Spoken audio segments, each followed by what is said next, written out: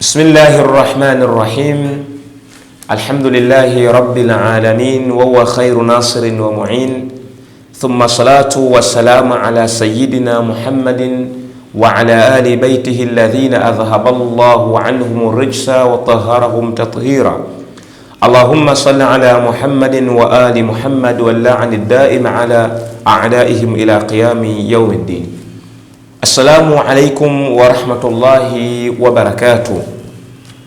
Ndugu zangu wa Islam, tukiwa katika kuelekea masiku mazito sana yaliyokumba Uislamu, nayo ni masiku ya kuondokewa na kipenzi cha umma huu mtukufu Mtume Muhammad sallallahu alayhi wa alihi wasallam, na ikiwa Bwana Mtume Muhammad sallallahu alayhi wa alihi tofahamu kuna mazito mno aliyoyapitia siku za mwisho za kifo chake, ambapo Bwana Mtume sallallahu alayhi wa alihi, miongoni mwa mazito yaliyotokea ni Bwana Mtume kupingwa katika mengi yaliyokuwa ameyaamrisha na kuyaelekeza, na sababu kubwa ikiwa ni watu walifahamu ya kwamba Bwana Mtume anapanga kumwacha Ali bin Abi Talib kama khalifa baada ya kufariki kwake. Kwa hiyo kila kile ambacho Bwana Mtume alihitajia kukifanya kama mbinu ya kuweza kumwacha Ali bin Abi Talib, watu walihakikisha kwa namna yoyote ile jambo hilo litapingwa. Na miongoni mwa mambo hayo ni Bwana Mtume Muhammad kuzuiliwa kuandika usia. Ndugu zangu, hili tukio ni tukio gani? Siku ya Alhamis. Siku hii ni siku ambayo Bwana Mtume hali yake ilikuwa ni mbaya sana, na Bwana Mtume alikuwa anafahamu kabisa ya kwamba muda wake wa kuishi hapa duniani utakuwa umemalizika. Hivyo Bwana Mtume alihitajia kuacha usia kwa Waislamu, usia ambao utakuwa ni usia wa maandishi. Hapo Bwana Mtume alikuwa ameshaacha usia sehemu nyingi, lakini kwa matamshi na kwa maneno. Hivyo siku hii ya Alhamisi ambayo Bwana Mtume hali yake ilikuwa ni mbaya, Bwana Mtume alilenga kuweza kuacha usia kwa maandishi. Tufahamu ndugu zangu wa Islam, usia ni katika mambo ya wajibu ambayo mwanadamu huwa anatakiwa kuyafanya pale anapokuwa amekaribia kufariki kwake dunia. Na vipi ikiwa mtu mmoja mmoja anatakiwa kuacha usia kwa familia yake? Vipi Bwana Mtume ambaye tayari alikuwa anaongoza umma wa watu wengi, malaki ya watu walikuwa wanamsikiliza na kumfuata Bwana Mtume, vipi hakuwa na haki ya kuacha usia? Lakini usia aliyoacha Bwana Mtume Muhammad, na akahitajia watu awaandikie usia katika siku hii ya Alhamisi, watu walikataa, watu walipinga Bwana Mtume kuacha usia huo. Tunaposoma katika vitabu vya Waislamu, na miongoni mwa vitabu hivyo ni kitabu cha Sahihul Bukhari, yeye anaandika katika juzuu ya 7 ukurasa wa juzuu ya 7 ukurasa wa 90, anazungumza maneno yafuatayo. Anasema katika juzuu ya 7 ukurasa wa 9, anasema Bukhari maneno yafuatayo, na riwaya hii inapokewa kutoka kwa Sa'id bin Jubair.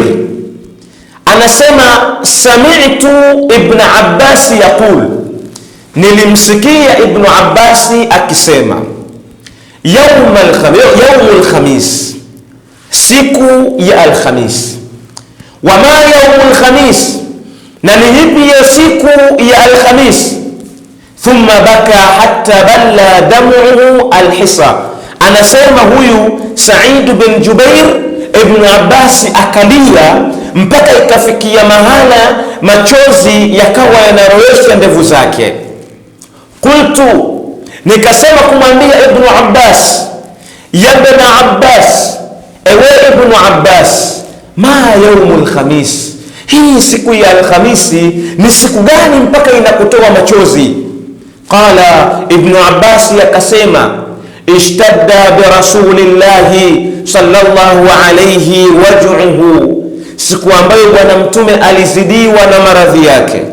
Faqala, bwana mtume akasema, ituni bikatifin aktubu lakum kitaban la tadhillu ba'dahu abadan, nileteeni kipande cha karatasi niweze kuwaandikieni usia ambao hamtapotea baada yake milele.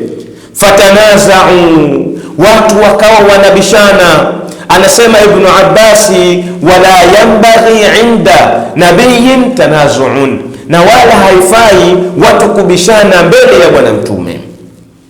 Faqalu, wakasema kumwambia bwana mtume, ma lahu ahjar, hana nini huyu mtume? Mbona anabobokwa? Mbona anaropokwa? Mbona anaongea kitu ambacho hakifahamu?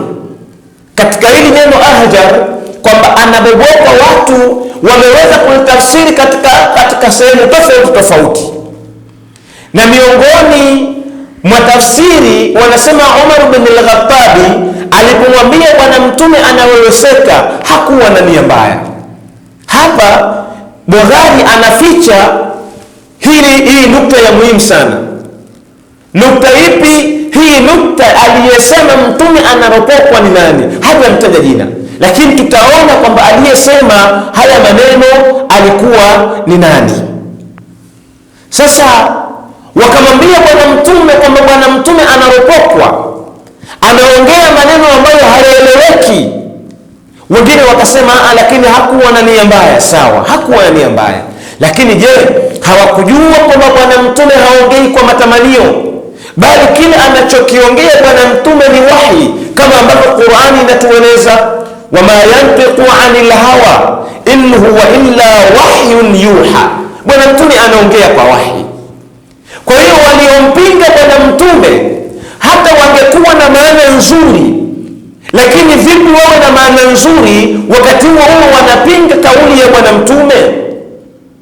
Bwana mtume, watu hao wakamwambia bwana mtume anabogokwa. Mtume akawaambia, dharuni falladhi ana fihi khairun mimma tad'uni ilayhi, niacheni, ondokeni, nililo nalo mimi muda huu ni kheri mno kuliko hilo ambalo kwamba mnahitajia mimi nilifanye. Faamarahum bithalathin, bwana mtume akawaambia mara 3 watu hao waondoke. Qala Ibn Abbas anasema bwana mtume akaacha usia wa mambo 3: watu wawapige vita makafiri, watu waweze kutekeleza yale yote yaliyokuwa amewaelekeza bwana mtume.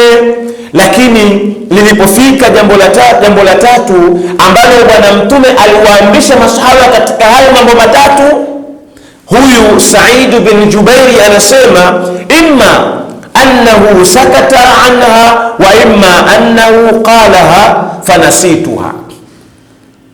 Anasema Said bin Jubairi ibn Abbasi anasema katika mambo 3 aliyoyasema bwana mtume, jambo la kwanza, imma bwana mtume alikaa kimya, hakuliongea, ama aliliongea lakini mimi Ibn Abbasi nililisahau ni jambo gani.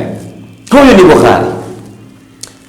Lakini katika riwaya nyingine ambayo yatoka kwa Jabir bin Abdillahi al-Ansari, yeye anasema ya kwamba nukila anhu Ahmad bin Hanbali, naqala anhu katika musnad ya al-Imam Ahmad bin Hanbali ameweza kueleza hii riwaya kwamba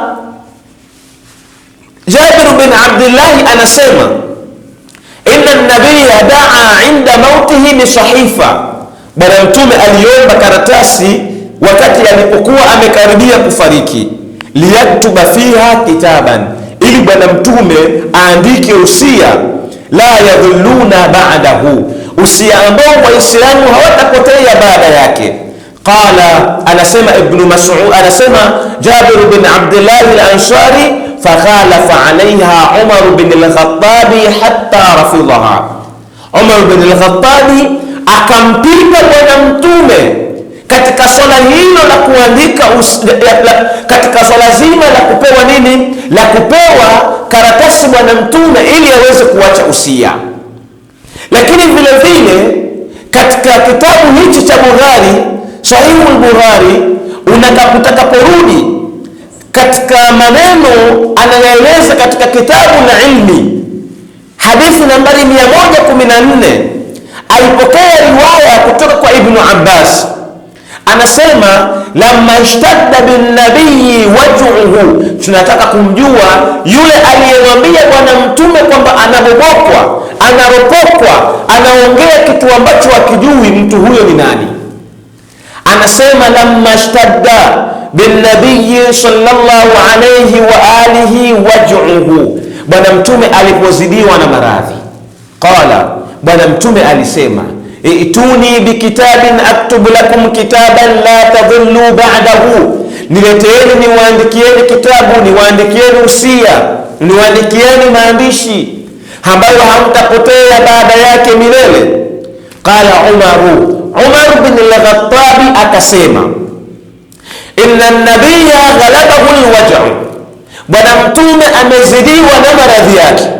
Kumbuka huyu Bukhari katika maneno mengine alisema kwamba qalu, wakasema kumwambia bwana mtume, malahu ahjar, ana nini huyu, mbona anabobokwa, anaropokwa, anaongea mambo hayajui. Asa hivi anasema kwamba ni nani alikuwa anaongea mbele ya bwana mtume na kukataza watu kumpatia bwana mtume karatasi ili aweze kuacha usia. Anasema Bukhari, Ibn Abbas akawa anasema, faqala Umar bin al-Khattab akasema, inna an-nabiyya ghalabahu al-waj'u, bwana mtume amezidiwa na maradhi. Sio tena innahu la yahjur, mtume abubakar. Asa hivi ni mtume amezidiwa na nini? Na maradhi. Wa indana kitabullah, na sisi tuna kitabu cha Mwenyezi Mungu. Fakhtalafu hasbuna, anasema kitabu cha Mwenyezi Mungu kinatosheleza, kana kwamba Umar bin al-Khattabi yeye ni mjuzi zaidi ya bwana mtume Muhammad. Bwana mtume anajua Qur'ani ipo, lakini kwa nini bado anahitajia kuhusia? Lakini yeye anasema kitabu cha Qur'ani kipo, basi inatosha, hatuna chengine haja na kitu chengine chochote. Fakhtalafu, watu wakatofautiana, huyu anasema mpeni, huyu anasema msimpe.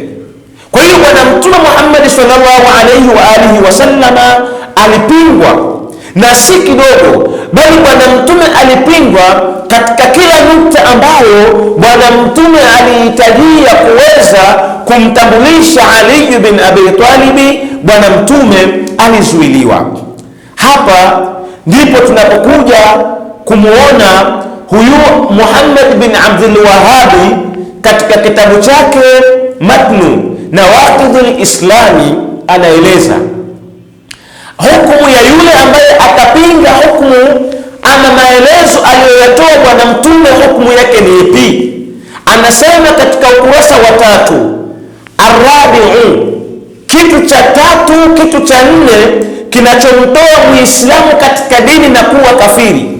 Anasema man i'taqada anna ghaira hadiyi nabii akmalu min hadiyi, yule atakayeona kwamba muongozo anaotoa bwana mtume si bora kuliko muongozo wake, au anna hukma ghairihi ahsan min hukmihi, au hukmu aliyotoa bwana mtume si nzuri kuliko hukumu yake, mtu huyu kalladhina yufadhiluna hukma tawaghiti ala hukmihi, ni kama yule anayefadhilisha hukumu za matawaghuti juu ya hukumu ya bwana mtume. Fahuwa kafirun, basi mtu huyo ni kafiri. Huyu ni Muhammad bin Abdul Wahhabi, mwanzilishi wa madhhabu ya Kiwahabi, anaeleza hukumu ya yule ambaye atapinga katika kile ambacho bwana mtume amekielekeza. Kwa hiyo tukio la Alhamisi ni tukio ambalo bwana mtume alizuiliwa kuandika usia ambao bwana mtume anasema watu wasingepotea, watu wasingegombana, watu wasingetukanana baada ya kuandikwa kwa usia huo. Wassalamu alaikum wa rahmatullahi wa barakatuh.